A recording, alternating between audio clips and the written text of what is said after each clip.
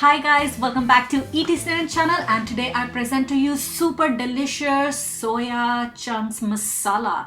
This soya bhurji is vegetarian, you can keep it vegan, and it's so flavorful. So I'm using this Nutrella soya chunks. They are chunks, so I'm going to make soya bits out of them. So just soak them in water, allow them to puff up about 10-15 minutes, and then we can squeeze the water out and we'll grind them.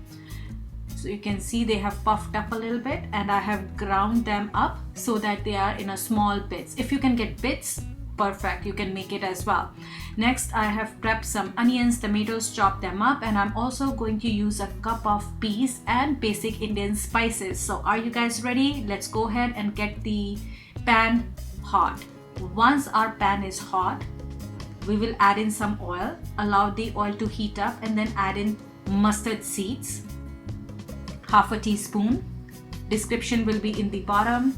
We will also add in cumin seeds, that's jeera, about a teaspoon. So half a teaspoon mustard seeds, 1 teaspoon of cumin seeds, and we'll let them sizzle so that their flavor gets mixed in with the oil. Next, we are going to add in chopped onions. We will also add in some garlic. You can add about a tablespoon of garlic. And we will mix these ingredients well together so that they are finely coated with oil. Next, we'll add in our basic spices, salt, chili powder, and turmeric. So mixing these ingredients well so that nothing sticks to the bottom of the pan. And in order to cook our onions quickly, we are adding salt. Should be as per your taste depending on the quantity you are cooking. So salt, chili powder, and turmeric.